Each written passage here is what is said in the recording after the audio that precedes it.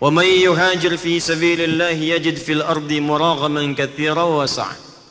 Pertama, maaf, orang yang mungkin berhijrah boleh jadi akan terkait erat dengan pengurangan dari si harta dan materinya, harta bendanya.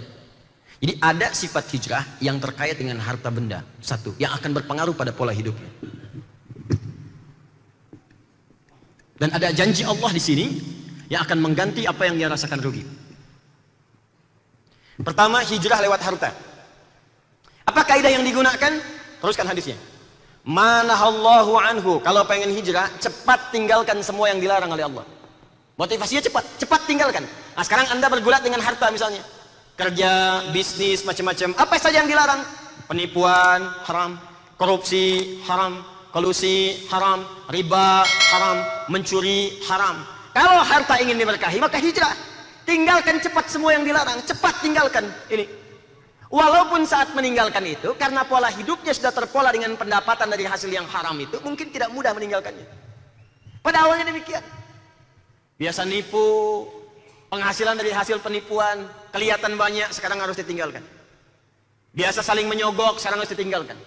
Biasa korupsi, ditinggalkan. Biasa riba, sekarang akan ditinggalkan. Tidak mudah.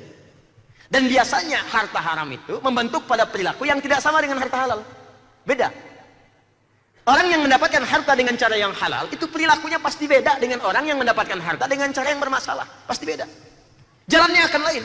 Harta halal itu akan mudah mengantarkan Anda pada yang baik-baik. Ke masjid gampang, baca Al-Quran ringan, tahajud ringan. Demi Allah saya katakan, kalau harta yang Anda kumpulkan belum mampu mendekatkan Anda dengan Allah, berarti ada yang kurang berkah dari pendapatan di harta Anda itu. Itu rumusnya mudah.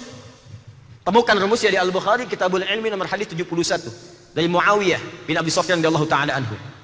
Man yuridillahu bi khaira yufaqihu fid din.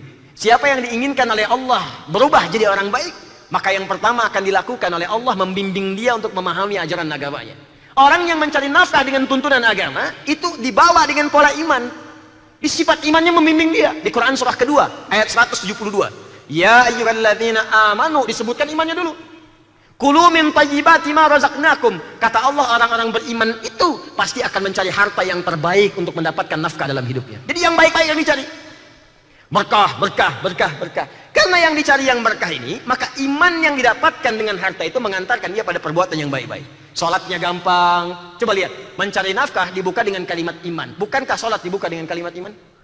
Bukankah puasa dibuka dengan kalimat iman? Kalimat salat pertama Al-Baqarah ayat 3. Kan iman dulu. Alladzina yu'minuna bil ghaib wa yuqimunas shalah. Puasa Al-Baqarah 183. Ya ayyuhalladzina amanu kutiba alaikumusiyam.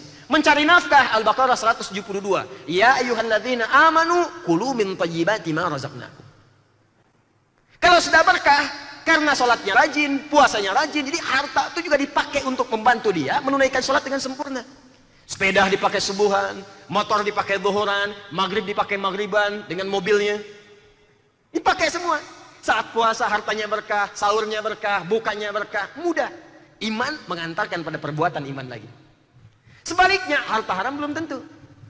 Makanya ketika ada orang makan makanan haram, itu isyarat Qurannya begini. Masuk ke perut, diolah dalam perut, beredar dengan darah.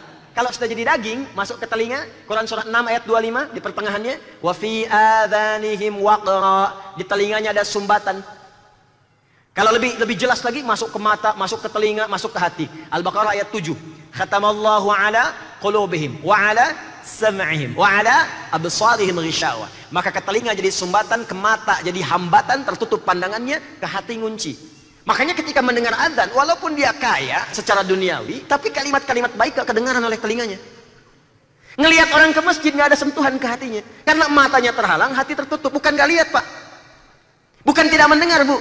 Kan saya sering contohkan, ini logikanya di mana? Ini masjid tuh di sini tuh. Orang yang disebut cukup, bahkan disebut fakir, jarak ke masjid 5 kilo. Motor tak punya, mobil tak ada, sepeda mimpi pun gak pernah. Selalu datang ke masjid, bahkan di awal waktu jalan kaki, menggunakan kakinya karena takut dihisab. Mulut dikunci, kaki yang kemudian akan berkata, al-yauma nakhtimu ala afwahim wa tukallimuna aydihim wa tashhadu arjuluhum bima kanu yaksibun. Dia takut kakinya saat ditanya nggak bisa jawab, maka dia gunakan kakinya. Tapi cuma jarak 5 meter dari masjid ada rumah, bahkan hampir nempel ke masjid. Nempel. Sepeda ada lengkap, garasi luas, mobil koleksian banyak, motor ada. Bahkan menara masjid begini, speakernya ke rumah ini begini. Allahu Akbar, Allahu Akbar. Kedengaran kencang, tapi nggak sanggup mengantarkan dia ke masjid. Woi, volumenya kurangin dikit, kurangin dikit. Tuh, Anda mesti koreksi tuh. Kalau dengan kaki belum mengantarkan ke masjid, Allah kirimkan sepeda belum ke masjid, Allah kirimkan motor belum ke masjid, Allah kirimkan mobil belum ke masjid, perlu dikirim apa lagi untuk mengantarkan Anda ke masjid? Pasti ada yang tidak berkah di harta itu. Dicek, diurutkan, didapat dari mana, sumbernya dari mana, asalnya dari mana. Kalau Anda sekiranya dapatkan dengan cara yang tidak baik, cepat tinggalkan. Tapi kenapa saat memulainya menggunakan alif? Ini ingin menunjukkan tidak mudah saat mengeksekusi itu. Karena saat orang sudah ada di level harta yang merasa nyaman, di zona nyaman, meninggalkan itu tidak merasa mudah. Karena gaya hidupnya berbeda. Polanya sudah ada. Sehingga ketika akan pindah kepada pola yang lain, penyesuaiannya butuh waktu. Itu poinnya. Kan saya terangkan kan, di fisika juga sama di bab gaya. F1 sama dengan F2. Babnya sama lagi bab gaya. Gaya gerak sama dengan gaya dorong. Tuh. Pukulannya ringan, bunyinya ringan. Pukulan kencang, bunyinya kencang. Pakai di bab iman. Imannya kuat, amalan kencang. Iman lemah, amalannya juga lemah. Pakai di bab akhlak, hukum gaya, hukum harta. Hartanya banyak, yang keluar gayanya beda dengan yang hartanya sedikit. Orang naik Ferrari ketika keluar gayanya lain. Ketika keluar dari angkot gayanya tawadhu, langsung sedekah. Ya kan? Kebiasaan dibentuk. Biasa ada yang bukain pintu. Sekarang belum selesai bab gayanya, mau pindah. Kan gaya itu rumusannya sebanding dengan tekanan kan. Hambatannya beda, tekanannya tidak sama. Makanya ketika Pascal membuat rumus F gaya berbanding lurus dengan tekanan. Kalau diterapkan di hukum tadi, orang yang makin banyak gaya makin tertekan. Makanya ketika hartanya mulai berkurang tapi gayanya nggak bisa kurang, tekanan hidupnya tinggi. Itu yang menyebabkan sebagian orang stres. Ada yang menyebabkan orang merasa masih mendapatkan jabatan walaupun sudah selesai. Ada orang merasa masih kaya walaupun kekayaan sudah tidak ada. Ada syndrome of power. Ada macam-macam karena levelnya nggak bisa menurunkan itu. Ini poinnya. Tapi percayalah kata Allah, kalau Anda mau meninggalkan apa yang dilarang oleh Allah dan Rasulnya, perhatikan. Yajid fil ardi muraghaman katsira.